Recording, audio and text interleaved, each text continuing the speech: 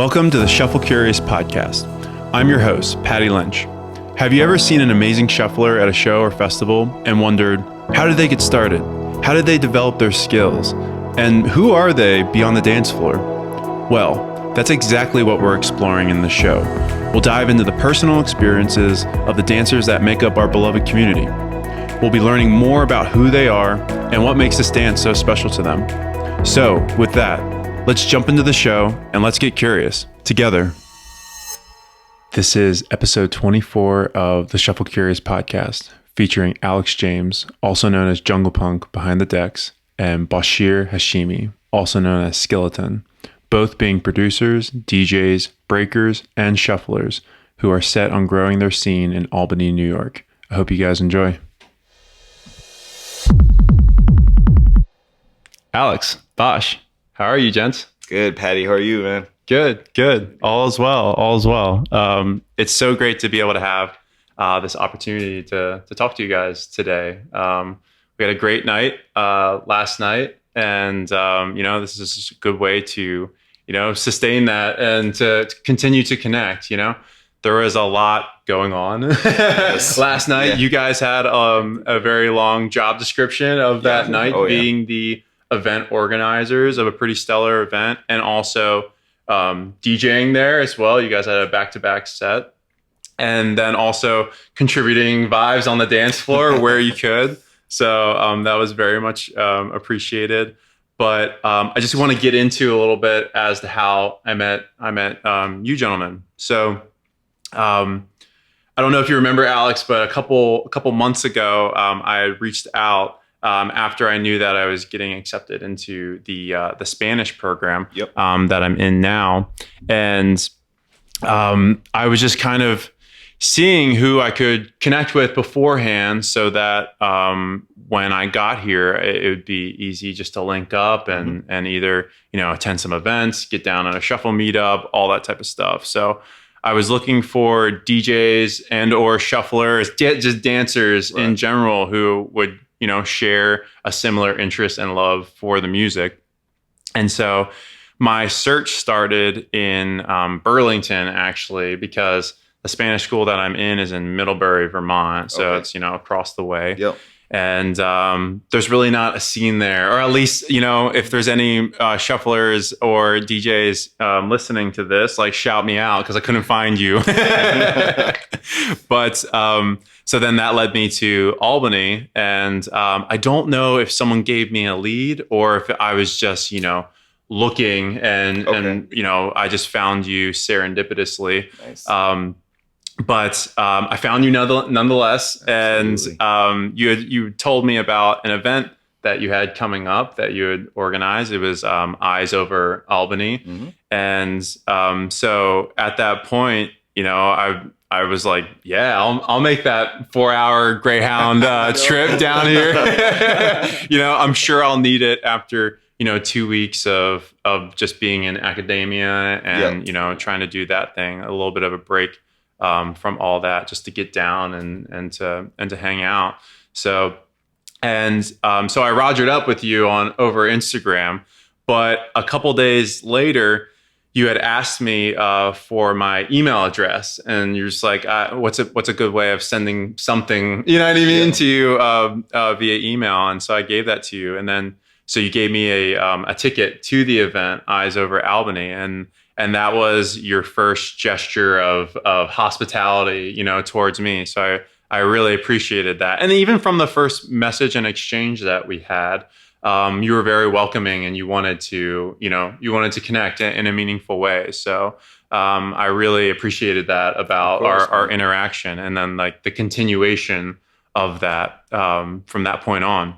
So fast forward to 2 months later, Eyes Over Albany, the event you guys hosted, happened yesterday. And one of the first people to greet me and make me feel welcome was you, Bosh. I think you were out, doing your thing, and like I don't know where you were initially when I first got there. Probably just in the back curtain, making sure everything was going well. Absolutely. But you were getting down on the dance floor with the rest of the homies out there, and you were one of the first people to greet me and say what's up. So from the beginning of that event, I felt very welcomed, and I felt I was at home, and I was with people who were vibing on the same wavelength as me. So with that, like, you guys curated such an amazing environment there. I'm kind of going to give the listeners just a description of what all that entailed. So you had mentioned that, Alex, the skyscraper was like a mini skyscraper in Albany. It was pretty freaking big. I've always been afraid of heights, but when I was up there, I was like, oh, what the? And so we were on the observation deck of what's the skyscraper? Corning Tower. Corning Tower. Corning Tower. Yeah. Observation deck, obviously the top floor. And you guys are throwing house and techno, and you have professional lighting and production. Mm-hmm. There you have hors d'oeuvres and different snacks, and two bars for people to purchase drinks and things like that. A huge dance floor for whoever wanted to use it. Great floors for shuffling in particular, which I appreciated. So it was just such a great environment for all of the patrons that attended, and I was thoroughly impressed. And I was talking to you guys beforehand that I want to take a chapter out of your book now and like see how we can do something like that in Denver. It was never a thought in my mind to be like, we could be on the top of a skyscraper, So it's like a proof of concept that this can happen, and like this can work, and you can bring it into the community, and maybe Denver has never had that before, and so it's cool to be able to take a page out of your guys' book and to apply it to another scene, another community, for sure, that sort of thing. So for the gestures that you guys have given me, before the event, during the event, I want to thank you both for just like a warm welcome. Our pleasure, man. Our pleasure. Seriously. We just want to really thank you for being a part of it. You brought a whole different vibe to it in itself, and that's just really feeds the party more, So thank you. I appreciate that. Absolutely. I appreciate that.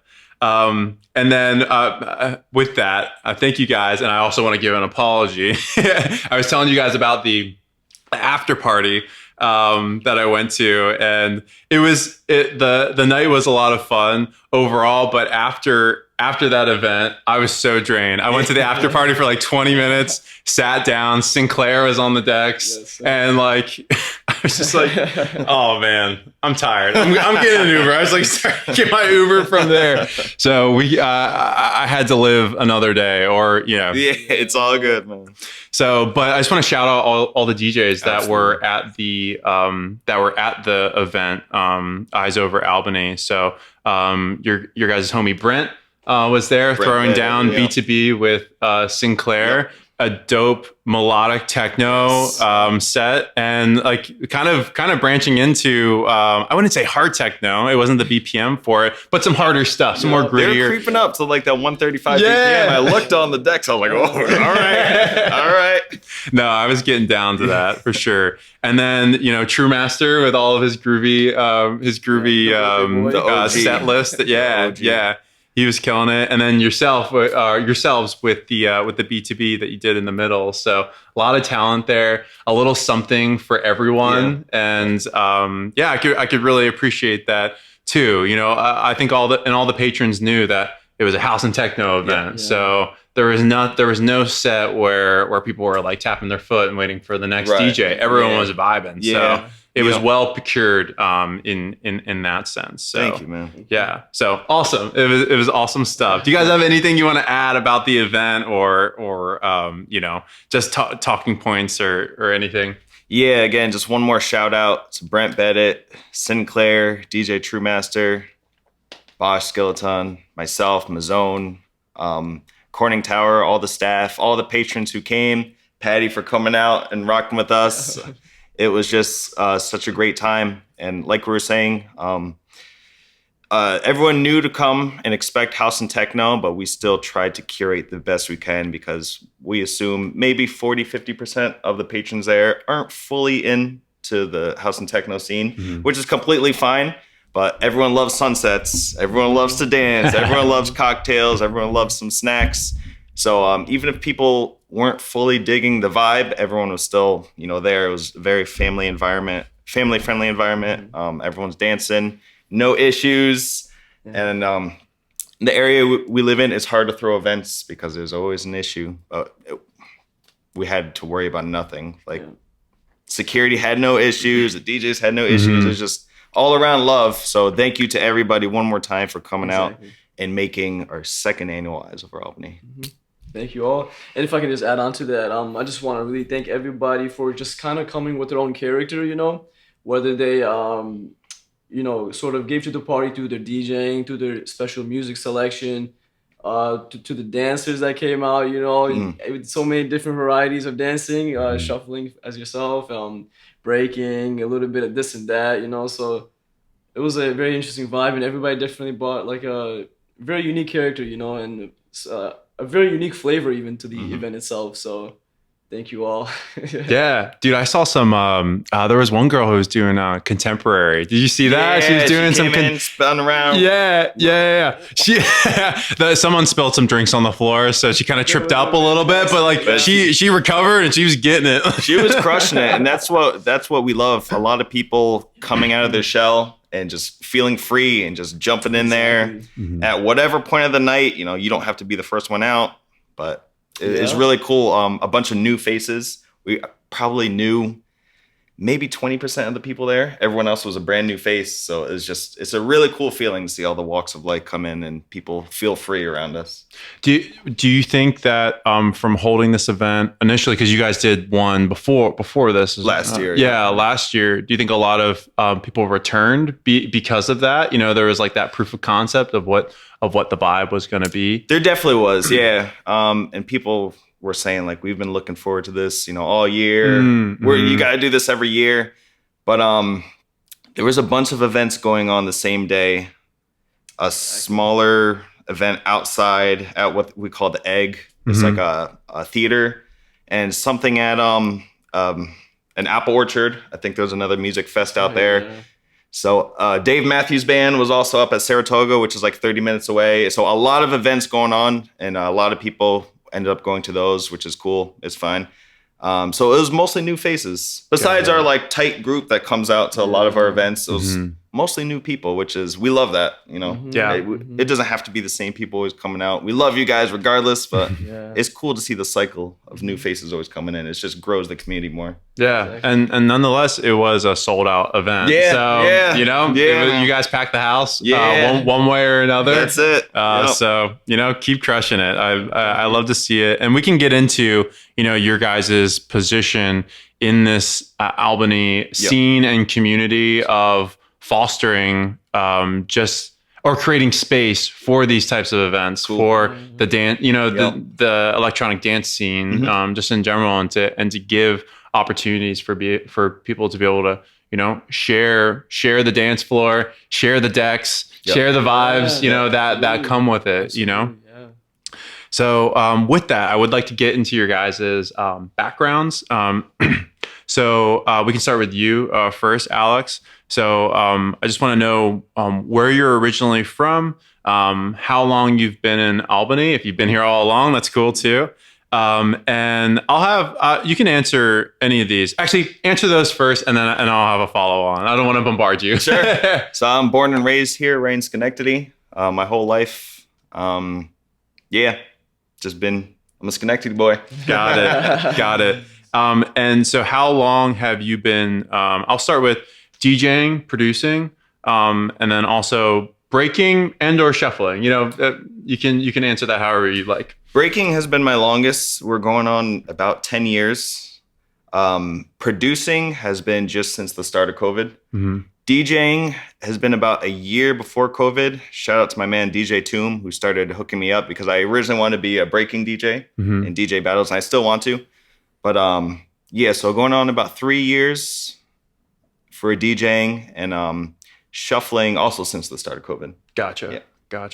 And Bosh, yourself. Myself, yeah. So originally from Afghanistan. My family's all from Afghanistan, but I was born and raised here in Schenectady, down the street from this guy. We've actually been living down the street from each other like way back when, but we never knew that until like years later that we met, so that was crazy.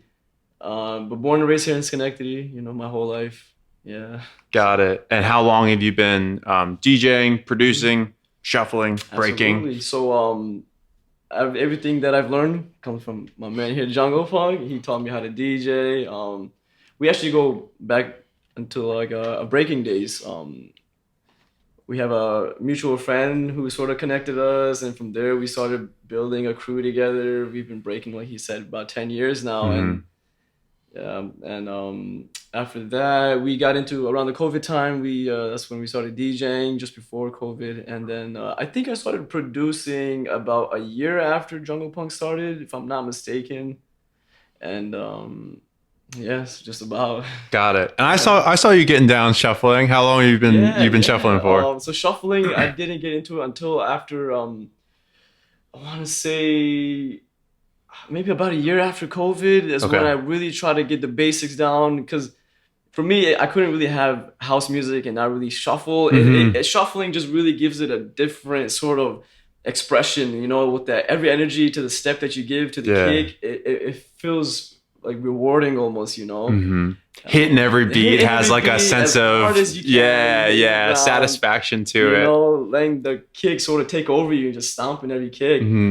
And but yeah, with shuffling, I love to express every other form of dance that I do, whether through breaking or even tricking with the flips and everything that I can, and just really present like an overall a hybrid approach to your dance. Like I didn't see, my observation, I didn't see either of you getting down to one particular dance style like me. You know what I mean? Like I'm there shuffling, getting it. You know what I mean? It's like a little bit of industrial arm flow, stuff like that. But like you guys were, it was hip hop, it was breaking, it was shuffling. You know what I mean? It was all across the board. So that was dope to see, and I think it's a testament to how long you guys have been doing these trades and being a continual learner of the dance. And it's probably, I always feel like it serves DJs and producers when they know how to dance, because they know what is going to get people off their chair and on the dance floor. You know what I mean? Exactly. So I think that's a leverage point and an advantage for y'all as you're going through your journeys in the music scene, but then also just as dancers as well. Absolutely. Yeah, we say that all the time. We completely agree. Just having the sense of the dance floor and knowing, what resonates with the dance floor translates to DJing and producing so much. If you don't have that awareness, there's DJs who are still super talented, but it's harder to connect, I would assume, if you don't resonate with the dance floor on a personal level. Like we know what we like, we know what our group likes on the floor. So when we're up there on the decks, I'm gonna get. And we say this all the time because sometimes we have to do open format events, we love it still, and we'll see a bunch of people sitting down. And I'm like, I'm gonna get everyone up right now. And you just know, because what would get us up out of our chair? Exactly. So we're able to really tap into that, and it's just been so helpful. Just starting as a dancer first. It's an unfair advantage. You know what I mean? And that's okay to say. We've all got our unfair advantages, and we need to exploit them. Because sometimes they just came to us. Sometimes it's just an interest that you had beforehand, and you didn't know it would even serve you in the future. But now it does. Like now you guys are getting after it on the production side, and you have that ear for it because you've lived through it. Yeah. So, and someone else might not have that experience, but maybe they might have I don't know, music theory experience or something else. So, and then they can lean into that. So it's like, you just got to use what was given to you, Absolutely. Exactly. Just for the audience to know a little bit more about you, I'd like to ask, how were you guys as children? That says a lot about, you know what I mean, how you are as an adult. I was an absolute nerd, and I would not change a thing. Video games with my older brother all the way until I graduated high school, anime, and I still do that stuff. I'm a grown kid. Nothing wrong with that. Oh man, I was like super introverted, man. There was like nothing that I wanted to do because I just kept to myself, you know. So I was very introverted, and much like Alex here, I was like video games, anime, man, all of that, and I still do, you know. So that hasn't changed, but again, dance really took me out of my comfort zone, and it really just opened me up, you know. So it's a lot to learn, Yeah, a lot to keep going. Yeah, absolutely, absolutely. Okay, we'll kind of get into origins. So, and we can take this in any direction. I know that breaking is number one, like kind of like your guys' primary dance form that you enjoy and you love, and you've been doing it the longest out of all of your ventures. So, I guess like when did that start? When did breaking enter your life? When did you start getting the interest, or you were primed to like start a journey in breakdancing? Let's see. Breaking started when I started really going to the clubs when I was of age, because I wanted to get some girls. And there was one dude, I'll never forget him, Gabe. And, you know, me and my nerdy friends sitting there against the wall, and this one kid, Gabe, was a sick break dancer. He'd come out, do a bunch of moves, and all the girls were like, "Hey, Gabe." We're like, "Let's learn." Woo! So we'd practice all the time. And the guy was there yesterday, actually, who we started with, Mahad. Shout out to Mahad. He's the one who actually linked us, because we started really taking it serious. We meet up at the park every week and practice. He's like, "Oh, I know this kid, Bosh. He's a breaking too. I have to link you guys." And yeah, since then, it's been, you know, so much deeper than just the dance. We formed a brotherhood from it, which is what I think really kept us dancing for so long. If it wasn't for these guys, I don't know if I would have stayed as motivated to dance all these years. Because in this area, you know, when people hear New York, they're like, "Oh, you're from New York." It's like so many events. It's not New York City, you know. Up here, it's just like if you look up trying to find house music events, you weren't able to find anything in Burlington. Within this 50-mile radius, it's very scarce to find dance events, electronic music events. There's no breaking events up here. So we really formed a strong bond and kind of kept each other going. Absolutely. So mine just started, like, I'm not even gonna lie, man. Mine started when I watched Step Up 3, you know, and I was like, that's like super cool, man. I really want to do it, because at the time I felt like I just really, there was something that I wanted to do, sort of to like just, you know, express myself, I guess, because I'm very introverted, you know. So I saw the movie, and then I started training a bit. I want to say about a year I was training, and then I met our good friend Mahad, who eventually introduced me to Alex and everybody else. And yeah, from there, it just took off. Got it. Yeah. Got it. So sources of inspiration, Exactly. kind of, you know, through media and seeing that. And then, you know, for you, wanted to chat with the chicas. So it's like, you know, but really, I mean, dance is such a way to get out of your shell. And, you know, you said you were a nerd for the longest time. Maybe not the most calibrated with like the opposite sex and things like that. Dance is like the number one way of feeling more comfortable in your body, like giving yourself a little bit more swag and confidence. Because it's like when you feel good about how you're moving to the music that you like, it just creates this whole new aura of yourself. You know what I mean? You're more able to express yourself and who you are. Like you're not pulling any punches anymore. Right. Like you can be more vulnerable with whoever. It doesn't matter if you're trying to get girls. It doesn't matter if you're trying to make new friends. It doesn't matter if you're in an interview for a job. Like you're going to have a little bit more of that. Just, you know, not really caring, really caring much about what other people think, but also you're showcasing yourself in a light that's authentic to you. You know what I mean? Like that insecurity is not so involved anymore, you know? Absolutely. And the saying dance is a universal language, it's like so literal that we love it. We traveled to Brazil together with my wife Sarah, and the crazy dancers there, insane. A lot of breakers, some of the best in the world. And at the time our Portuguese wasn't that good. Now we speak it. But traveling there, everyone understands this on the dance floor. Yep. Yeah. Doesn't matter what language you speak. If you throw something down and it's dope, Yeah. Props. universal language, you know? So it's just an amazing way to connect with other people, other cultures. Every time we travel, if we're not fully like immersed in the culture yet, usually we'll go out to a nightclub and, you know, just share the unspoken bond with people just through dance. And it's just a different level of just resonating with people, and we love it.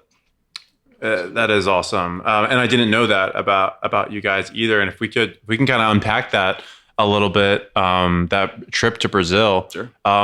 What inspired that, and you know, how did it really come to fruition, and what was like your kind of mission statement of being there as well? So my wife is the one who always motivates me to travel places. She's the one who really like got me the first time out of the country. She's been in Brazil years ago. She told me all about it. I've always loved Brazil from playing Tekken as a kid. Eddie Gordo, you know, the Brazilian capoeira player. So I was like, let's do it. So she took me my first time. My second time I went there to volunteer with kids, actually teaching dance. And then I was teaching dance and I was learning Portuguese.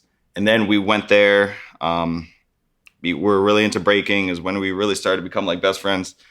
And I was like, come with me. And so we did it, and we ended up traveling all the way up the coast of the entire country. Yeah. Wow. Yeah, what was it? About a month, 5 weeks worth. Just about. Yeah. Just about. Started from Rio all the way up to Fortaleza, was it? Or Yep. Yeah. And just the mission was to just go out there and live. Yep. Meet some dancers, go to some parties, find some raves, and just really immerse in the culture. And Brazilian culture is probably the most hospitable in the world, I have to say. Yeah. Very well.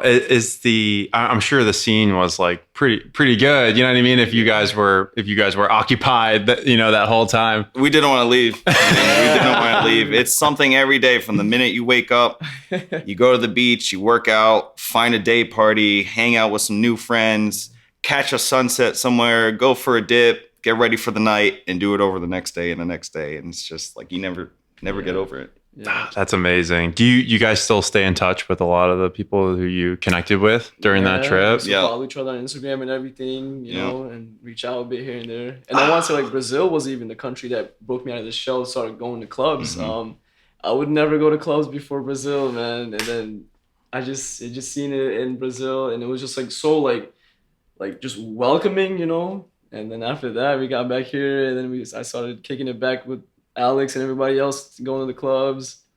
It's just it's a different vibe. You see, I mean, you know, traveling just opens your eyes. And then, again, it was really hard to get him to go to the clubs. Seeing him now, you never would have guessed it. You know, this guy is the first one out on the floor. But that's because, you know, American culture is just based around going and getting fucked up at the club. But overseas, people are just going there to dance, going there to have a good time, enjoy life, meet new people. You don't really get that here. Everyone just wants to, you know, take a selfie. It's all for the Instagram. I'm going to get drunk.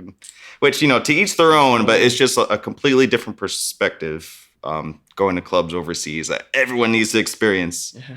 My word to everybody, travel. 100%. I can attest to that. Yes. And just to see how another culture does things, like how I was saying that I was inspired by the event that you guys put on yesterday, and that I want to bring it back to my scene. You know what I mean? Because I think it'll serve it in a meaningful way. That's the same thing with travel. Like, you can see how another culture does something. You can see how another scene does something. And then you can kind of bring that ambiance back to yours and try and normalize it as a thing. Because people will get behind it. If it's better than what you already have, then, like, people will be like, okay, yeah, I'm down. Like I'm down to go to the clubs and just not to get fucked up. You know what I mean? Let's have a sober club night. Yeah, like that sort of thing. Like myself, I don't drink when I go out, I'm the sober one. I literally music, dance, and meet people and communicate, learn more about them. And that to me is the perfect night, so. And that whole concept of taking something and bringing it home with you is how Eyes Over Albany came to be. This taking what's something that's super common in New York City. Like you can find skyscraper parties any night of the week, but up here, there's none. Yeah. So we took that idea. We're driving home from it was a boat party in New York City, I'm pretty sure. And so we ended up doing a boat party here a couple years ago too, because of partying down there. We don't really do it anymore. It's just a lot of work. But I think we were driving home one night. We saw Corning Tower. We were like, that. People are like, it's a government building. You're not going to be able to do it. I'm like, well, I get things done. Yeah. Watch this. And yeah, so that's exactly how it came to be. Just taking what someone else does that we don't have, bring it here and normalize it. And then it's stuck. Yeah. I kind of want to keep rolling with that. So you guys are becoming known for throwing these events and putting your head, like the hive mind of these type of events and throwing them. So, in this community, like what were the origins of that? You know what I mean? How did that start? Like what was the first event that you guys threw? You put your heads together where you're like, this would be a dope thing to do. You know what I mean? We'll have this lineup. It'll be in this location. Like we have people who we think will be interested. We don't know yet, but like there's not a proof of concept yet, but you're going to like go out on a limb and do it. What was like the start of that, and how has that progressed over time? And also maybe just like kind of dating that too, like for just so people know like where you guys where you guys were and like where you've gotten to today with like these basically promotion and just throwing parties in general. Yeah. So we started DJing out on the streets in the parks for nobody, for ourselves. It basically started the kickoff of lockdown. We started practicing in my basement, and it was just getting to be like spring, so it was getting nice outside. So we're like, oh, let's go try it at the park and practice. Did that for a little while, just solely to practice, with the goal in mind, like at the end of COVID, we're going to be able to do this. But leading up to that, we'd be at parks, and then like a group of 5 people will come. Like, hey, this is cool. Next weekend, we'll do it again. Like 20 people will come. Like, all right, let's try this at a bigger park. So we went up to Lake George, which is a lake about an hour north, and they have this stage, and we would set up, just no plan in mind. Let's just play some house music. And we end up giving like 50, 60, sometimes up to 100 people. And we're like, let's make this a thing. And finally, we're like, let's make this somehow some kind of official event. And the mayor called the police, and the police came and fined us. Just trying to bring some good vibes to the people. We had no club gigs at the time. Didn't even really have a plan for it. That was the turning point. When we got fined, we were like, fuck doing it outside for free. How can we bring this into an actual venue where we can like start to actually grow a crowd, not get shut down? And the next stage after that. I think after that, we still kept playing. We actually played right at the Empire Plaza after that too. Just outside of the Corning Tower, if those like stairways that go up. And we would play there for a bit until eventually got shut down over there too. And so it was just that constant, getting shut down by the police that we just said, we gotta, if it's not gonna happen this year, we gotta focus for the next year and like literally just make sure that everybody that we've met along the way, that people who came out, we made sure again to connect with them. And just spread out the word. Like eventually when we are able to like book a venue, and we can spread this word out to people. And for promotion, even still, we go out in person, we make sure that go out to the streets and just sort of like, or even other parties, just see who's dancing, who enjoys themselves dancing. And we would approach them and just be like, hey, do you like house music or techno? And we got this party coming up. Would you like to come out? You know, and then exchange Instagrams and everything, and just make sure and like stay within like sort of that premise, you know, like approaching, meeting. So it's not just like virtual flyers and everything, kind of having a face to it, you know, and it's been a lot of work.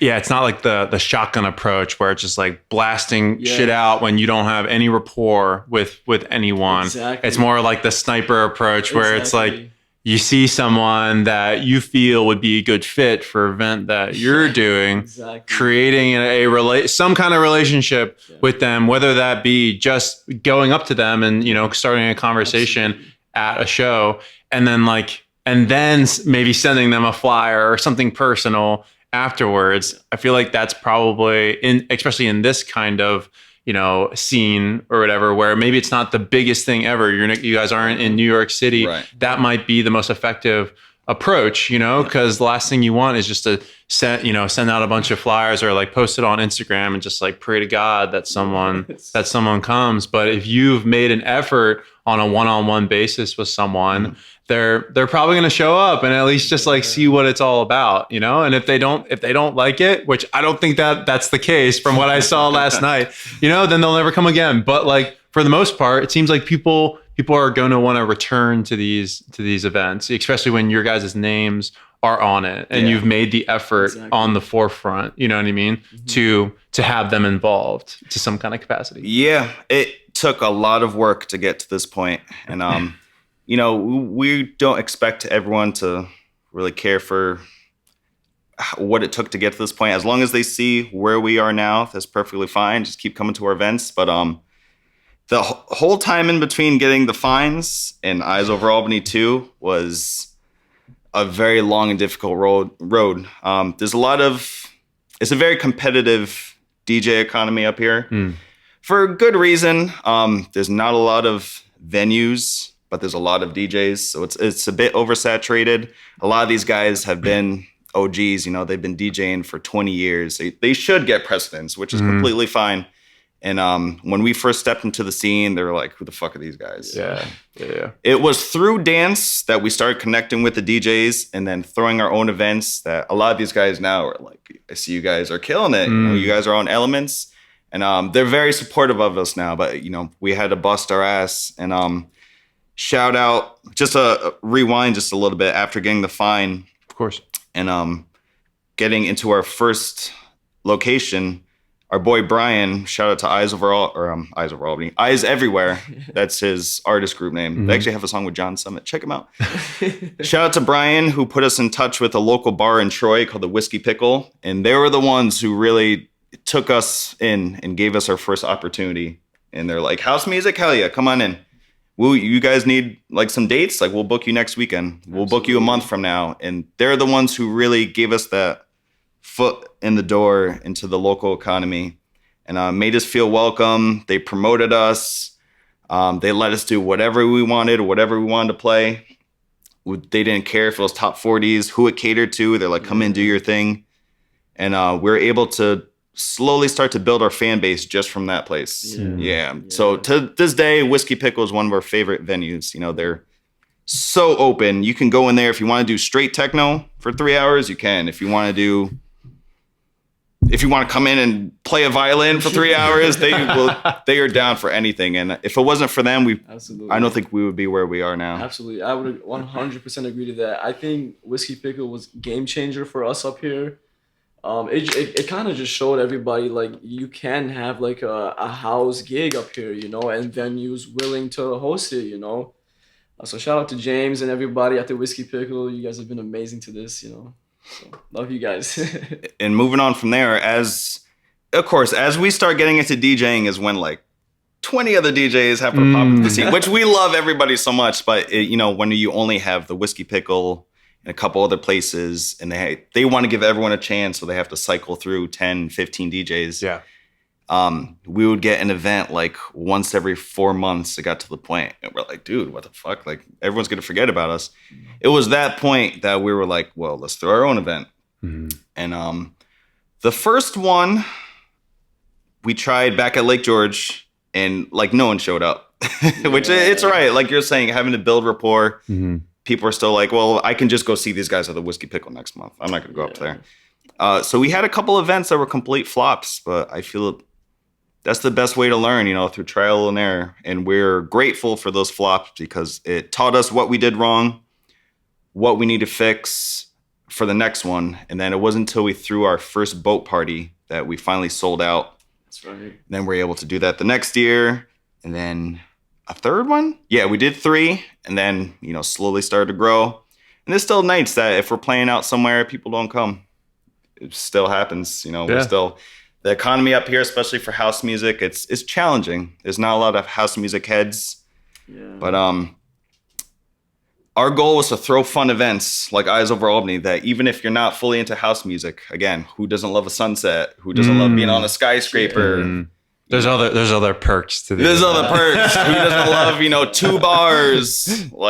So we have to think more outside of just, it's not about us. It's not about we want to force house music down people's throats. We want to throw good parties. Yeah. So we're finally able to build up to this point. We're super grateful.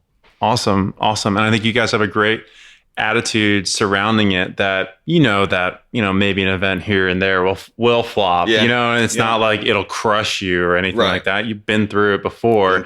You've seen like the progression is not here. It's like an upward trend like this. So you're always going to have your lows on a scale on an angle that is projected forward and up. So exactly. I think that comes with experience to not bash yourself too hard for the times that you do flop, because like a sold out show at an observation deck is right around the corner. You know what I mean? Yeah, exactly. And sometimes it's natural. We beat ourselves up like, hey, no one came out to support. But at the same time, we're like, we've only been doing this for like 3 years. Like, once we get to 10 years, that's a different story. 15 years, we'll be. We have time. Like you said, it's just a gradual growth. Because if we start up here when it's low, we're gonna feel it. So we're grateful for just gradual growth, honestly. Yeah. And like the ebbs and flows, the lower parts make it even better for when you have like the highs, right? Exactly. Like, what is life without both? Exactly. If everything is just going like according to plan, then it's not. It's the emotional ups and downs. Yeah. It's sometimes like the joy of life too. It makes like the good parts that much better. Exactly. Yeah. You grow a different appreciation for like event like Eyes Over Albany. I think we played 2 weeks ago, maybe at Philly's, and it was a very quiet night. Kind of it just happens. Even sometimes with the best promotion, people want to go somewhere else. And the people that usually come out to our events, they usually roll in a group. So if a couple people want to go to a different club, the whole group's going to go there. And so it's cool. It really gives you a different appreciation when an event does sell out. Yeah, absolutely. I just want to I just want to insert this, and I don't mean it to put you guys in a weird position to answer in any type of way. But with the struggles that you do have in Albany, has there ever been like a thought of like, hey, we should go and play somewhere other than, you know what I mean? We should go to New York, or we should go to Philly, or wherever else like that. I don't know if Philly has that good of a scene, but they do, yeah. But has that ever been like a thought in your? Yeah, that's our plan. I've done a couple events in New York City, booked for a couple in Boston. Eventually that's the goal. Like we talk about, we want to play overseas. We have Elements Festival coming up. We're both playing in Pennsylvania next month. So looking forward to that. But right now, while we're here, we really want to grow the community in Albany. So like it would be amazing to play more events in New York City, but like what's that doing for our people back home? Yeah, exactly. Because it's so easy, and it happens to us, so we know the feeling where we have an event one night, but everyone's like, we're going to the Brooklyn Mirage. Like, what? You could drive 3 hours, or you could stay right here. We could throw, the same vibe. So we don't want to really do that to other people. It's cool. That's the goal eventually, but right now, like, we want to build something here that's sustainable, put some other DJs on. That way, when we go do some New York City, some Boston, some Philly events, like, there's a solid group of DJs who can hold down some house events here. Yeah, they've got a platform. Yeah, like, hey, we set up this boat party. These guys are holding it down. We're going to do something else. And it's very self-sustaining. Got it. That's the goal. Yeah, no, absolutely. I would say even from the very beginning, our goals was we wanted to like sort of branch out eventually. Mm-hmm. But thankfully, we had a more like realistic understanding of the situation. There was no way we were gonna play the biggest clubs the first day, you know. So we said, let's start out small. Let's build locally, you know, because without a local scene, you're kind of just in the dark, you know. So build from the bottom up and work your way up, and have something back at home, you know. You don't so. If you do play out, you know, like, is everybody gonna leave eventually, you know? Right. So you want to have a home base and build a family, pretty much, you know, build a family, dance family, music family, build a scene locally, man. Yeah, something you can always return to. You know what I mean? Exactly. Like a central hub. Yep. I think that's very admirable that you guys want to find that balance between serving your local community, but also branching off and trying to be professionals, you know what I mean? Regarding this, and giving yourself the exposure that you need to take it that seriously. But then also kind of, you know, like I said, balancing the two, because yeah, of course we can all be, you know, local DJs for our scene for the rest of our lives. Exactly. Right. But I don't know how far you can be propelled forward, especially if you're not producing and things of that nature as well. If you're not going outside of that local scene, at least like in your own region, at least nationwide, to promote yourself. Yeah. So striking, you know, how much you want to apply to each effort is probably more of an art than a science. Oh yeah. And it seems like you guys are being very methodical about how you're going about it as well. Yeah, you definitely have to be. It's like my mentor say, you got to be in it for the long game, you know. I think the thing for us, especially if we're trying to get more out of state, even out of country gigs, that maybe a lot of other local DJs don't realize. But again, I had a mentor. I went through Cosmic Academy, which is like an artist development program, and we share all the intel together. Sorry, Cosmic Academy. Not all the intel, but like, we are in this as like a duo, basically. So everything it's not like you're not giving him like all the videos and you know, everything. Well, they also post all their content on YouTube for the public now. I send them the videos, but a lot of the local scene, from my perspective, they don't realize that, you know, sometimes you have to give up the out-of-state gig for something locally. For now, you know, you got to play the long game, because when you do want to pitch to a big club, and they're going to be like, who the fuck are you? What can you sell? And a lot of these guys are going to be like, well, I don't know. Like, I think I could sell tickets. As instead, if we were to pitch and they're like, well, who the fuck are you guys? What can you do? Well, we sold out 200 person event at a skyscraper, you know, in our city that has little to no scene. It's a different leverage that you can bring to these clubs, being the hometown hero, or just kind of just throwing yourself out there. And, you know, a promoter's not going to give you a chance if they don't think you can sell. But we've proven ourselves locally, and we just had to grow from there. Our next plan is to sell out a 400 person venue, and then hopefully move up to 500 and 1,000. Once we get to that point, we will be flexing on these other venues. I hate to, you know, be the one, but like, hey, guys, we sold $1,000 or 1,000 tickets. You know, we believe we can offer this for your show. So a lot of DJs kind of just want to go from 0 to 100. When right now we're still at like 20. So like, you got to be in it for the long game, and we're very aware of that. And it's an endless battle, you know. It's like 2 steps forward, 1 step back, because you have to skip out on an event to stay local. 2 steps forward, 1 step back. But, you know, in the next 2, 3, 4 years, we're hoping that it all pays off. Awesome.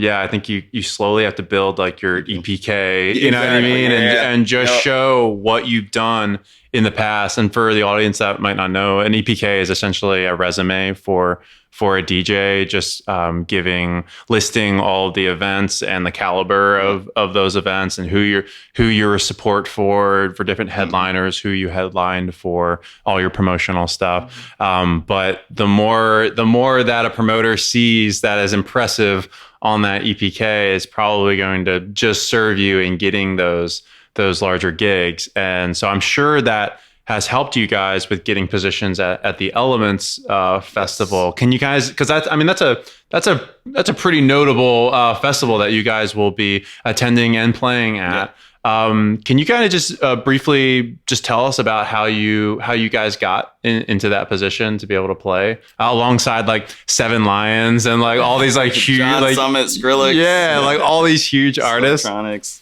A couple key points there. One, just being a cool person will get you miles ahead of someone who is headlining gigs, but they're a douchebag. So being cool people, being out in the scene, going out and dancing, we met a lot of cool people. We met the booking agent for Elements. Shout out to Olaf, who took a chance on us. He's like, you guys are releasing a lot of music. We see you guys coming down here. You guys kill it on the dance floor. You're cool people. He took a chance on us. Yep. So he booked us. I went down and hung out with him. I did a couple events with him in New York, and just being a cool person, really, he could see that we're really serious about our craft. You know, we put out a lot of music. We get a lot of signings.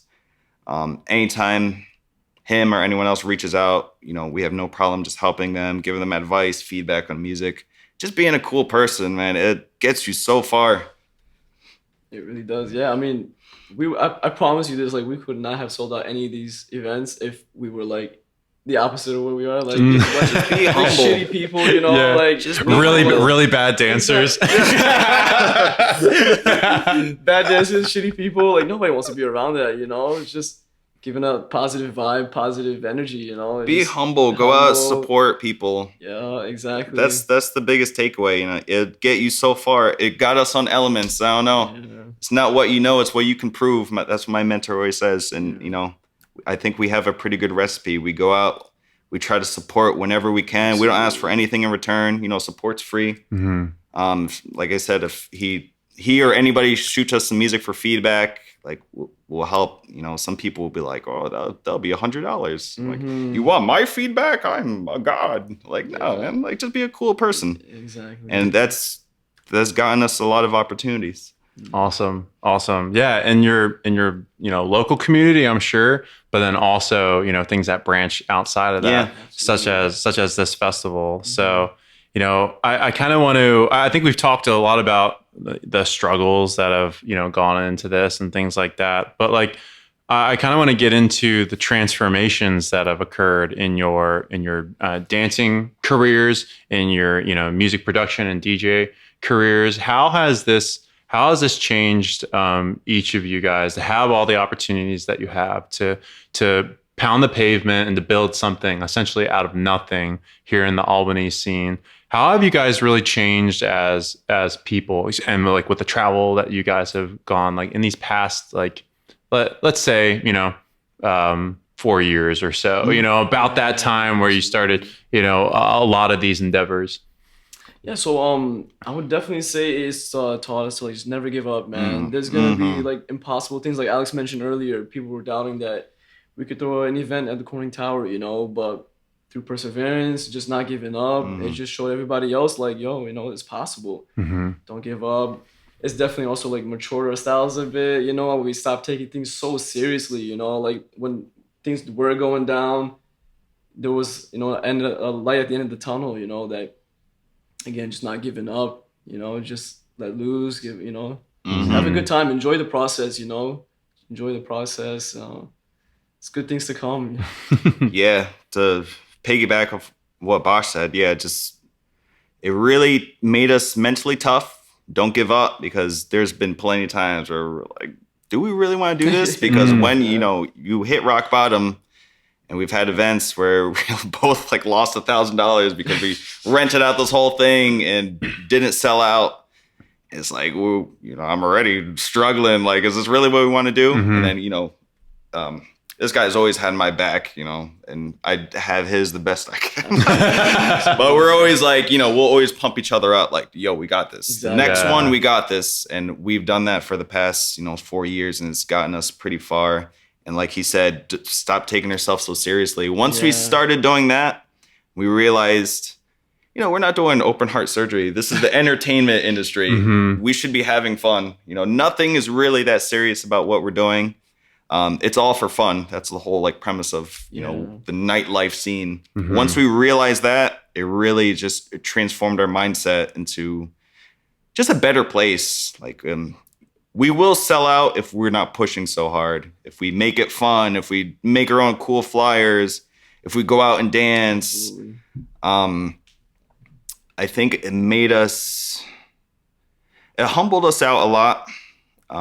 It made us appreciate other local DJs more. It made us appreciate the hard work that really goes into the nightlife scene, especially in the area. Shout out to all the bartenders, the venues, the promoters, because it's hard. It's crazy. We have a city up here called Saratoga. Okay. It's kind of like the college town, so that's where everyone wants to kind of flock towards. They have very cool venues, outdoor patios. So because of that, and right now it's what they call racetrack season. So the racetrack up there opened up, so people from all over the country go there, and the clubs are popping, lines out the door. So all the other venues kind of struggle a little. So it really made us appreciate all the hard work that has to go into it. Because sometimes we used to be like, whoa, it's your fault. You're not promoting.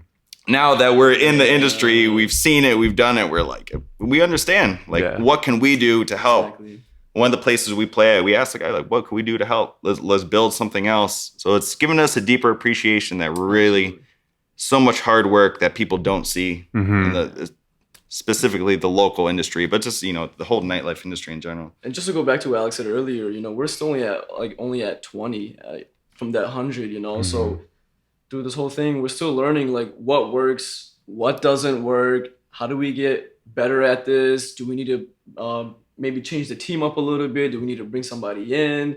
And just how to overall improve, because again, we're not at the end of it, we're still probably just even at the beginning, and so there's still a long way to go up, 100%. Just can't give up. Yeah. It really made us focus on support. That's the biggest thing too. Absolutely. Before, it goes both ways, Before, when we were first starting, we just wanted to jump on every lineup that we could. And when someone wouldn't book us, but Tell me why. Tell me why. I released one song. What do you mean you're not gonna sign me? Now we're no, no one knew who we were. It wasn't, like I said, until we started coming out, every weekend to these people's events. Yeah. We would get the dance floor hype.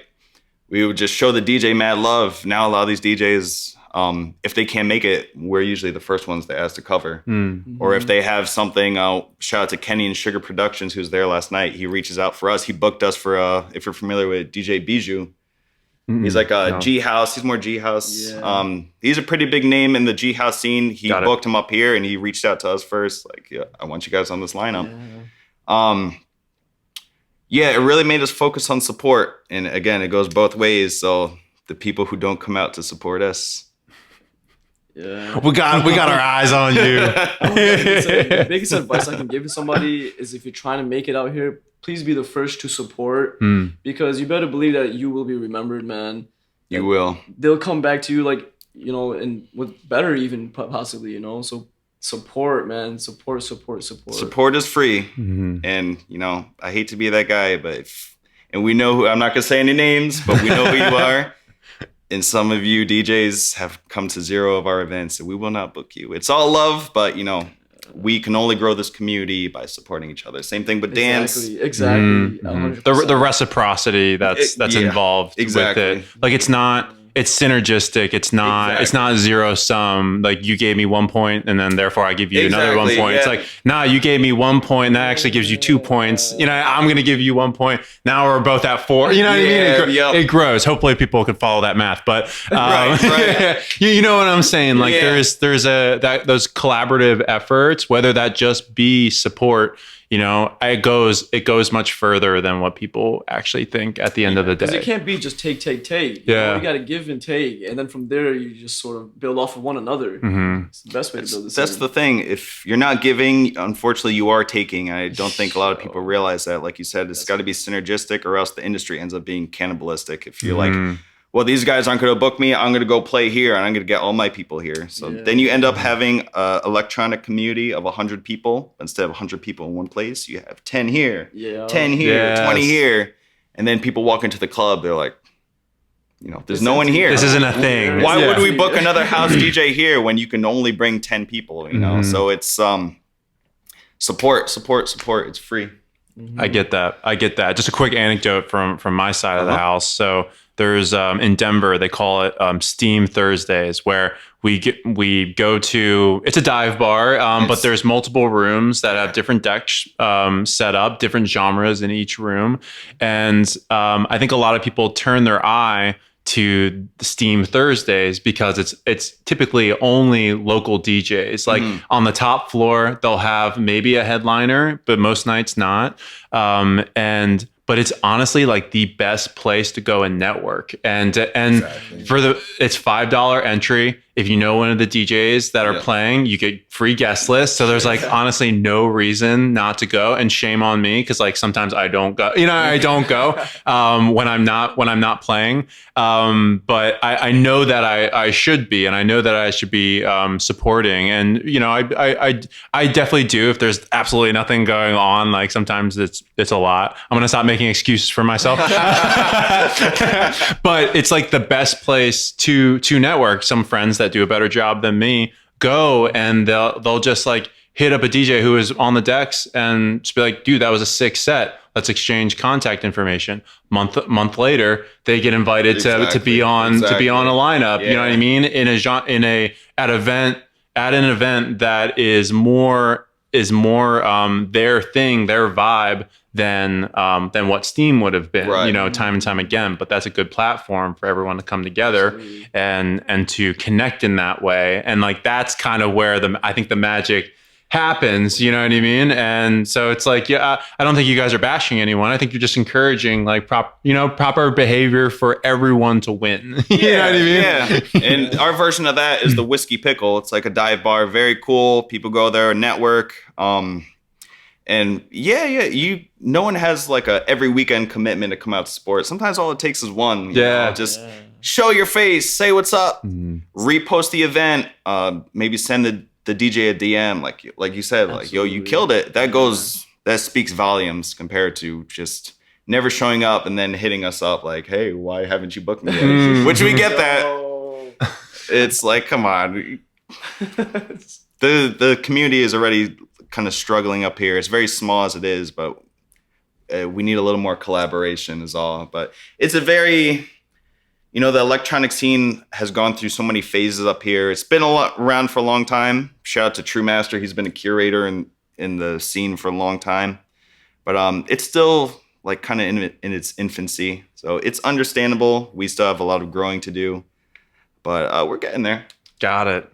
And so with that, what are your guys' goals kind of moving forward? Like what's the plan in the next year or two to up what you've already kind of achieved in this scene? Definitely make it bigger, man. Bigger and better. Make the scene bigger and better. They got to build a bigger skyscraper. Yeah, for dude. Yeah, 10 more floors. Yeah. You cap that one out. Like, what else can you do? We need the whole building this time. But no, as far as like local events, obviously get bigger and better. More dancers involved because we love it when people dance, man. That's literally our main goal. So for example, if I'm DJing and I see that I can't rock the crowd too well, I'll pass the controllers over to Jungle Punk, and then I'll go out there and I'll start throwing some moves out, try to get people more engaged. So I always see it more as a teamwork thing rather than just a me. You know what I mean? So having the right team is super crucial. And then like as far as artists, as producers and everything, obviously I want to get more signatures, like more signings to labels, some dream labels perhaps, and play overseas gigs. So get noticed in that regard. Yeah.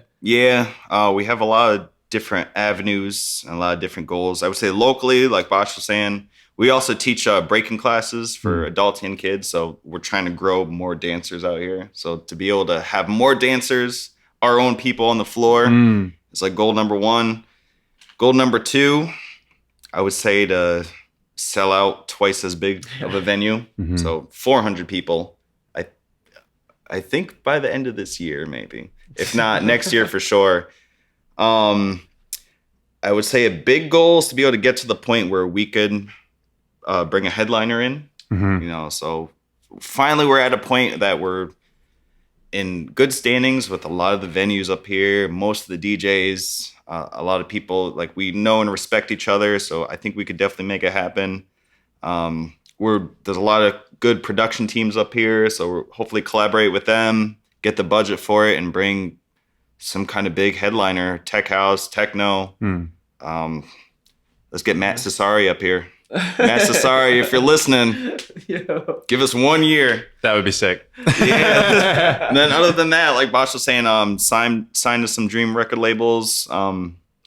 Hopefully 2 festivals next year. Got it. Maybe Ibiza. Let's go. Let's go. Make it happen. Yeah. Yeah. Amazing. I know, was it Sinclair who said he goes to Ibiza every single year? Yeah. Maybe just piggyback with him. Yeah, right. See what's going on.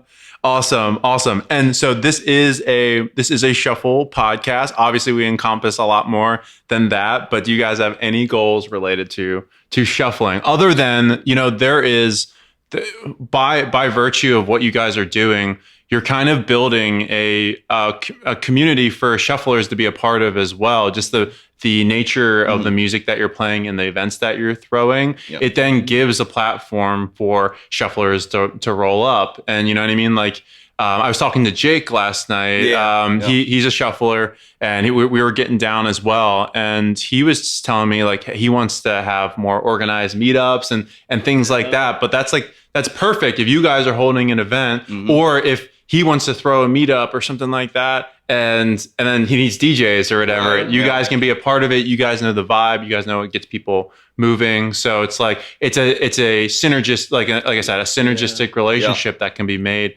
for those communities as well. But so I digress. You guys have any shuffle related goals, moving forward? Absolutely. I look at myself personally as a dancer before a DJ, dancer, producer, then DJ. Jake, like the person you mentioned, a lot of these people we've met just being outside dancing, Lake George, the spot we mentioned earlier, just dancing out there, having fun. He came along, he's like, yeah, I'm a shuffler too, and so we started throwing down, and from there you build like that. So of course I want to, like I said, I can't have house or techno without shuffling, so I need to get better, Got it. I plan on getting better at shuffling, all around. I would definitely love to throw like shuffle meetups. Ooh. I'm not that good. Bosh is good. Jake's good. And it would be cool, again, we know a lot of venues now. It's pretty easy to set up a shuffle meetup. We know plenty of spaces. Even the bottom of Corning Tower and the plaza below. Oh yeah, the floor is really cool, and anyone can meet up there. We could definitely organize something. Absolutely. But we need some leaders in the community who have like a following, have the steps. We need a patty out here. But there's you know who you are. The shuffle teacher and leader. We need you to step up, come out to an event. I know she's super busy. She's apologized. She was supposed to come out, and something always comes up, but it's all right. We need a leader that we can collaborate with and really just build a community, because she has a lot of adult students and she's dope. They're all dope. One of them used to come out and she ended up moving. But we would love to collaborate, make some kind of shuffle meetup, and that's the only way to grow. Yeah. A lot of people don't know what shuffling is, so we have to show them. Like a lot of people didn't know what breaking was. Especially like kids, the parents are like, "Well, is he going to break his arm?" That's not what this is about. Yeah. But some people just have to see it, to understand what it is, and just need a leader to step up and help us out. And I would add to that, like music and dance, and specifically in our case shuffling, they really do go hand in hand. 100%. So I see it as like, from our side, like a bit foolish to not promote the shuffling side of it, because it gives the people, the attendees, the dancers, a more stronger connection to the music, So if you're just standing there just two-stepping whatever, that's cool. But like if you had some more shufflers here, just really showing what the whole culture is about is music and is dance, you know, it's house techno, the shuffling, you know, it's more to it, you know, so it goes hand in hand.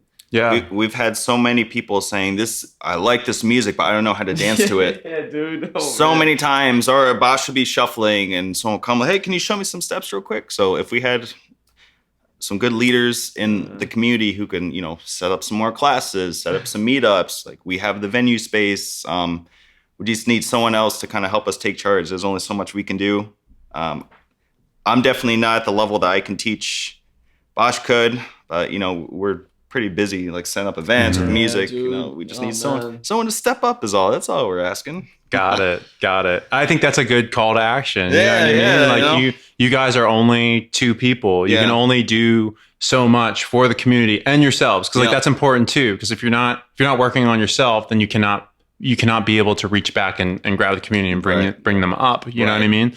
So it's like, you do need other leaders. We do. You know what I mean? To like, you can't be doing shuffle meetups and these events and going and playing at these festivals and trying to get signed to late. Like it's just, there's only so much time in the day and there's only so much like enthusiasm that you can place into each bucket. You know what I mean? And we never want to get to a point where we're just stretching ourselves too thin. Because we've been there and it gets you to a point like, do I really want to do this? Mm-hmm. And no, we don't want to get to that point again. We want to be able to, you know, even share not the burden, but just share this with someone else. The load. Yeah, share the load. There it is. Yeah. Share the load with other people who are willing to kind of step up and help us out. And even if we turn it into like a class, like a shuffling class with music, like even a free event or something like that. We just need other people to step up is all. And, you know, I can really appreciate that because it's not like you're just asking for someone to do work. Like stepping up and being a leader in your category or in your lane is really rewarding. Like if you're the person who put together that shuffle meet, and, you know, they've got you guys bumping music and they're stepping back and they're seeing a bunch of new shufflers and veteran shufflers getting down to you guys. And they're the ones that organized it.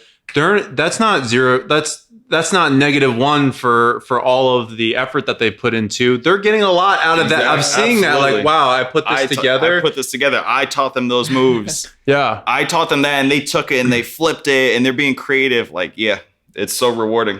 Yeah. And I'm sure you guys see that with the events that you're doing with all the smiley faces and all that stuff. And and I love what you said about just getting a bunch of dancers involved, whether that be shuffling, breaking, or whatever else, because when they come to your guys' events, and I always say this, like one shuffler is an oddity. Like everyone's just like, what is he even doing? You know, it might be impressive or whatever, but it's like not, it's not fully that.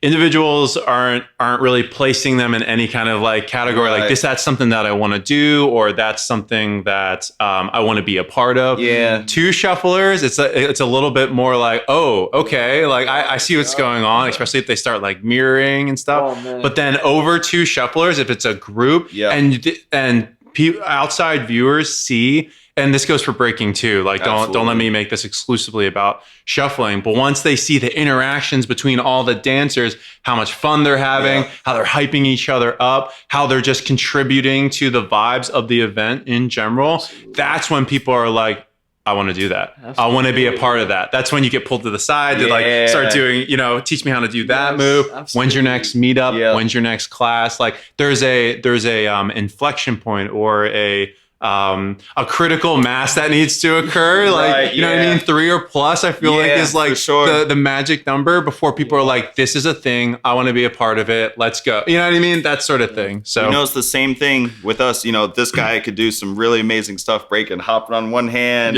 flares, flips. So him going out by himself, you know, like people will see it and everyone just backs up, and then no one wants to dance after that. It's like intimidation. But if I go in after him or the other guy, Rock Shock or Mahad, and they see like 4 of us doing it, then people are like, hey! Then people will go in and like feel a little more relaxed. But it's just like you were saying, one person going in, everyone's kind of just like, I'm gonna wait. I'm not gonna dance anymore. But. because now it's like, okay, are we one-upping each other, Exactly, or yeah, like they're not sure, and like even if that's not the intention, that's kind of what's going on in everyone's head. Like, I need to be, the next person has to be better than this person. It even happens to me. I'm like, okay, he's doing air flares, and I'm like, I'm gonna go in and shovel, like. But I think you guys did, number one, I think you guys did a great job with that last night, where there was no expectation for what the next person was supposed to do. Like maybe the next person was just going in and being goofy. Like I went on my head and started twerking. If anyone saw that, like sometimes you just gotta. Yep, no expectation, like you said.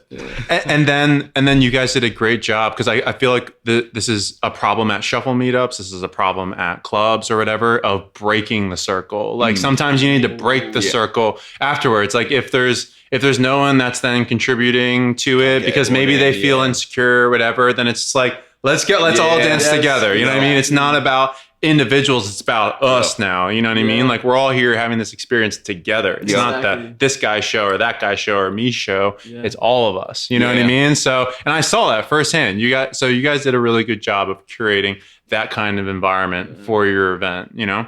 So yeah, and that's an art in itself. And we made that sure it, you know, people don't realize this. It's a big part of the dancer's job, the DJ's job. And since we're both, you know, we had a meeting beforehand, so we made sure everyone knew, like, we want everyone to be super creative and showcase yourself, but we have to focus on keeping the dance floor as packed as possible. So if we need to change something out, we have to adapt, you know. So if we see people stop dancing, if we see too many people going to the bar, maybe we need to break the circle. Maybe we need to ease back. Maybe one of the DJs has to play something a little more relatable just to get people back. So it's, you know, your brain is constantly just analyzing, constantly throughout the whole night. Pulling that lever, and you know what I mean? It's like a DJ board in itself. Exactly. Like, all right. Then by like 9 p.m., then we're able to chill. Like by the end of the night, but the whole time we're like, why is everyone going? Where's everyone going? We gotta get it back. I'm gonna put on this TikTok song. You know, it just comes with the territory, and we've learned, you know, because we were the ones who go out there and just start doing a bunch of stuff, and no one would dance, and we're like, we did our job. Everyone knows we're the best. Like, so stupid. You know, so it comes with, like Bosh said before, just maturing. I would definitely say, to go off from that, like, let's go back to when I said to like just relaxing a bit, loosening up, you know. Don't try to make it seem so serious, man. We're all here to party. We're not here to battle one another, you know? Like, especially from a b-boy mentality, like, it's all about battling. I want to battle that guy. I want to battle that guy.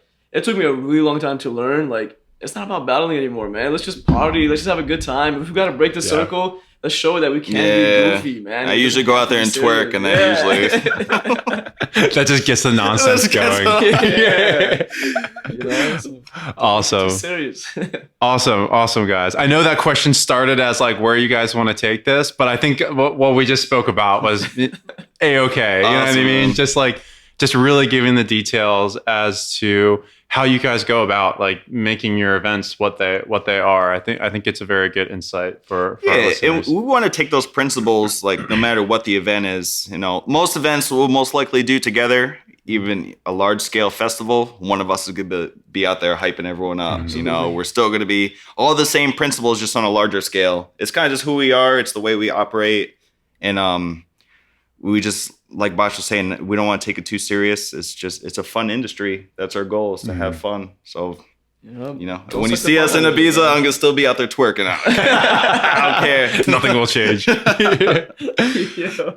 Amazing, y'all. So, I think we've had a great talk. I'm going to start wrapping this one up. Thank you guys again for having me, especially in your home, Alex. This is great. This is perfect. Thank you for coming, Patty. Otherwise, it would have been some dingy Airbnb that I was staying at. But so this is going to be the last portion of the show, and I want to apologize right now because I did not let you guys know. I have a final 5, and this is 5 questions that I ask all the DJ shufflers that I have on. So there's a lot of grace involved because I did not let you guys know these questions beforehand, but hopefully it's a little bit better since you guys have each other. One can think while the other one, you know, but I think a lot of these you might just be like, oh yeah, I got it. So, so like I said, 5 questions that I ask all my guests, and starting with, what is your favorite music genre? Ooh, I'm gonna have to go to I know I produce house, tech house specifically, but I go back to what is that genre that even if I'm dead, as soon as they drop it, I just jump out on the dance floor and I go ham. For me, I'd have to be honest and say that that's gonna be techno for me, man. Let's go. This is just that doom doom. I just can't get enough of it, man.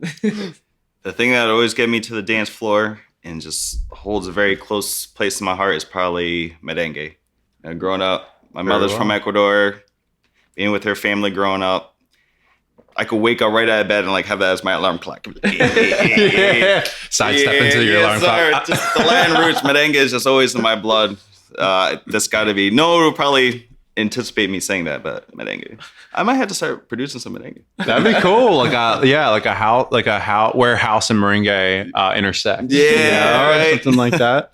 Very cool. Okay, next one for you, for y'all. What is your favorite place to dance? That can be environment, that can be a physical location, that can be the ambiance, it could be anything. Hey, that's a hard one, honestly. Because out here, there's, we don't have events like that all the time. So for me, it could even, like I train in the gym a lot, or even the grass field sometimes, or even like tennis courts. To pick a favorite, oh, dude, I don't know. For me, it's my basement. It's just me by myself. If I want to just get my draws and just dance, no one can see me. I have a like little padded floor with like a linoleum top. So yeah, it's like I love the floor. I'm so picky about floors when we go out to like the club. If it's too sticky, I hate it. If it's too slippery, I hate it. So my basement. Got it. You know that it's going to be the same every time. Exactly. And the solitude is nice. Yes, Solitude sir. is nice when you're just working on your craft, for sure. So sorry, I might have to cop out of this. Got it. Oh, Well, it seems like you have a couple favorite, or you have a couple children that you don't want to say your favorite is. Exactly. So let's go tennis court, grass, and what was the other one? Just wherever I get the time to do it. Let's go. Hey, outside anywhere. that's good to go. All right, next one. What has been your favorite set, show, or festival attended? And I will caveat this with, since you guys are, DJs and producers, it can be what your favorite set, show, or festival you have played at as well. So either attendee or that you've played. Mine, it's a party in New York City called iBoat. And we saw one of my favorite DJs. He goes by David Tort. It was just incredible. We were there, I think, as the sun was setting. The Statue of Liberty is just right there. It's like this 7-story like mini cruise ship, and we're all on the top open air floor, just sitting, just sweating our asses off. We love all this guy's music. He finally went on. The boat started moving. He's like pouring tequila down my throat. It's like core memory. I think that's my absolute favorite set. Yeah. I'm honestly gonna have to go with the same one because I was there too. I was there too. It was just crazy, man. The boat parties are just totally different. When the sun is setting or the vibes, I'm gonna have to go with the iBoat one too. Yeah. I gotta get on these boat parties. It's so insane. It's just, and then if you want to, there's probably a genre for everybody. There's a Latin floor, there's a hip hop floor, there's like a live band floor, house on the top, food on one of the floors, a bar. It was insane. It was just such a dope vibe. We're like crying. Like, crying. Like, I love you, man. Yeah. That's awesome. Yeah. It seems like you guys have had a lot of these core memories together, which is pretty cool. Yes, sir. All right. Next question for you. And I'll caveat this one as well. If you don't have, okay, wait, I'll just say it. What is your favorite book? And if you don't have a favorite book, you can list like a video game, a series, something that is meaningful to you that you return to. I'm gonna have to go with my favorite video game, and for me, that's gonna be, some of y'all might have heard this, some of y'all might have not, but for me, it's Kingdom Hearts, man. It's where Final Fantasy meets Disney, and that literally just took over my childhood, man. It's left a very big mark on me. And some of you may not even know, Kingdom Hearts 3, the intro was done by Skrillex. It was produced by Skrillex. I was about to say the music production is So that's for me, Kingdom Hearts, man. Yeah, mine's pretty close. My favorite video game is Final Fantasy VII, the original for PlayStation. I don't read books because I have like crippling ADHD. So it's like anything longer than a couple sentences, I'm like, Sarah, what does this say? Like literally, that's the sad part. I just like I usually listen to a lot of videos or audio stuff. I can't sit and read. Got it. I get Got there, it. I'm like, I'm bored. what? Well, that's good to know that audio is, you know, you can continue to follow. Yeah. I'd hope that you'd listen to this after the fact. We'll see.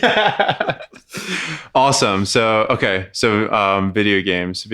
Well, I guess why? You know what I mean? Why have they made such a mark on you guys? You know, the why behind it. Behind the video games? Yeah. Why they resonate? Just a cool escape from reality. That's always been my thing for video games. It's like the character that I wish I could be if I had like superpowers. Yeah.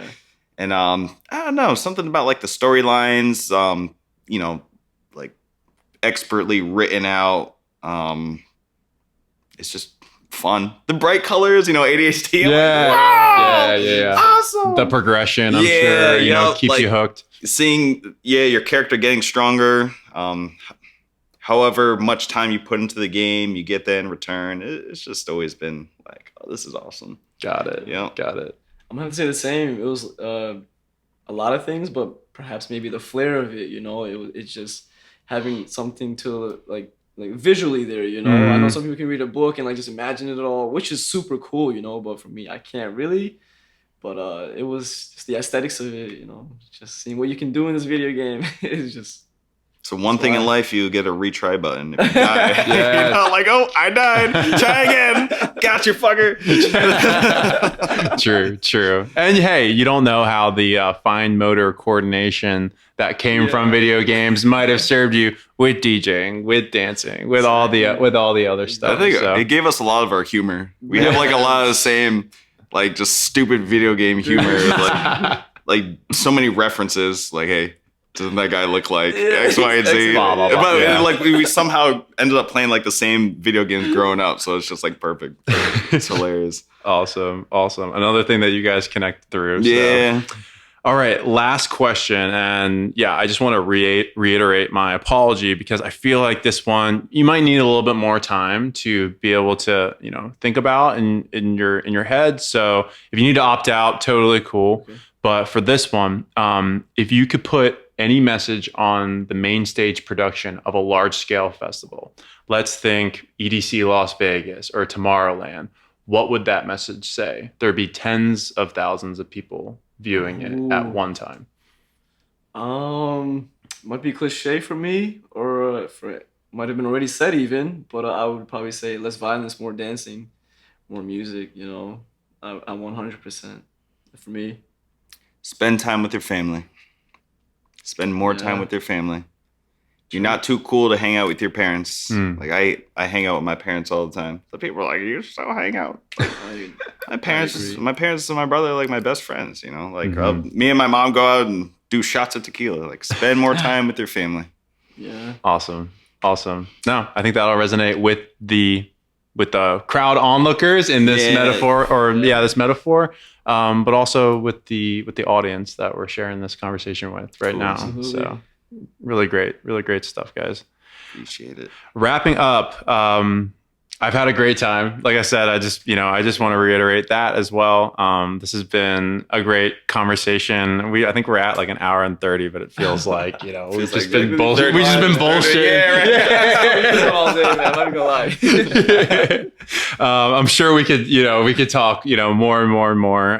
But we'll definitely delay some gratification for the next time that I come to Albany for sure. Man. Or you guys come through to Denver. So. Let's get it. That'd be tight. That'd be tight. But with that, is there anything else that you'd like to share with the listeners before we get out of here? I just want to reiterate one more time, and this goes for, you know, DJs, producers, no matter what your craft is, anyone who's just trying to excel in their craft, take it to the next level. collaborate and support. Will take you 90% of the way there. I can guarantee it.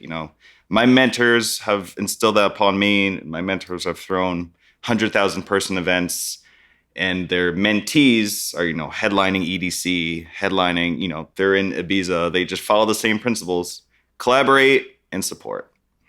Yeah. Just, no matter what you're doing, whether you're in fitness, you're in music, you're trying to start your own business, that's going to get you there. Yeah.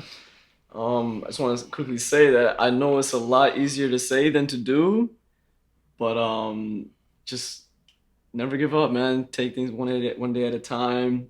Enjoy the process. Have a solid team behind you guys. Somebody that you enjoy working with. Take care of your friends, your family, man. Save some time for them. It can't just always be about you. Just have fun, man. Just have fun. Take it easy. I have one more thing. Prioritize your health. Yes. Prioritize your fitness. Go to the gym. Work out. Seriously. Like we're training partners too, or I work out with my wife, who's also a trainer. Just, getting the blood flowing, getting the brain pumping. You feel good. When you feel good, you do good, A lot of people, especially, the nightlife scene, very drinking focused, very drug focused. Mm-hmm. Do what you gotta do in moderation, but prioritize your health. If you want to be in this for the long run, prioritize your health. That's all I gotta say. Absolutely. Yeah, and the imbalance of sleep and things like that are very important. Just overall, sleep, nutrition, exercise. If you want to be in whatever you're going to do for the long run, if you want to be around for your family and your friends, prioritize your health. Amazing. Thank you for sharing that, both of you guys. Sir. I know that this conversation has resonated with a lot of people. Where can people find you or connect with you if they want to reach out, after the episode? Do you guys have socials or anything you'd like to share? Yeah. Instagram is my biggest social media that I push. You can find me at jungle_punk and find me on Spotify at Jungle Punk. Yep, and myself as well. I'm most active on Instagram. You can find me at Skillaton, that's SKILLATON _Bosh, BOSH, and hit me up. Yeah, and if you saw this, if anything I said resonated with you, please shoot me a DM. Say I saw you on the Shuffle Curious podcast. I'd love to talk to you. Absolutely, and he will respond. I can attest to this. And quickly. Awesome, gentlemen. Well, thank you so much one more time for having me here, inviting me into your home, Alex. I appreciate that. Bosh, inviting me into this scene, being one of the first people to see yesterday. I really appreciate it, gents. We appreciate you, man. Of course, Your energy. Here for it. But I do have a bus that I need to catch, so we're going to cut this. So thank you, gentlemen. Have a great night, and I hope to see you guys soon. Thank you, Patty. Peace. My man. Thank you for listening to the Shuffle Curious podcast. I hope you've enjoyed the show so far. We are past the launch, and I'm so appreciative of the support that the show has received. You guys have really stepped up in a huge way, and I'm eternally grateful for that. I know this is a big ask due to the show just starting, and it's very much in its infancy, but any and all support would really be amazing from you guys. So I just wanted to come on and list a couple ways that you guys can help out the podcast moving forward. So first and foremost, subscribing to the YouTube channel would be a huge help. Also sharing and following the show on other social media platforms, such as Twitter, Facebook, Instagram, but in particular, YouTube will really help increase the visibility of the show, and it can help to reach a wider audience as well. In addition to this, leaving a review on anywhere where podcasts are distributed, such as Apple Podcasts, Spotify, Stitcher, can really leave a positive impression on new listeners, and it will help them discover the podcast more readily. Also, engaging with the podcast, so leaving comments, participating in social media discussions, and just anything that would really help build a community around the podcast would be of great assistance. And please feel free, DM me my personal Instagram at Patty Creates or the show's Instagram. at the Shuffle Curious podcast, with the spaces being underscores. I would love to hear any feedback, any ideas, any discourse around the show. It would be an honor to hear you guys out and implement some of the ideas and the feedback that you guys have for me. Also, donating to the podcast directly or purchasing a Shuffle Curious shirt would help out a lot.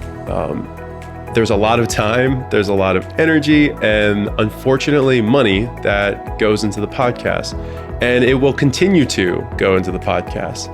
So let's just get one thing straight here. It's really been a complete joy doing the show, and no matter how much or how little monetary assistance the show receives, we'll still be performing the mission of bringing the Shuffle community together. But with a little bit of help, I'll be able to travel more for these interviews, buy better equipment, be able to compensate all the amazing people who have made the show a reality and have volunteered their time, things of that nature.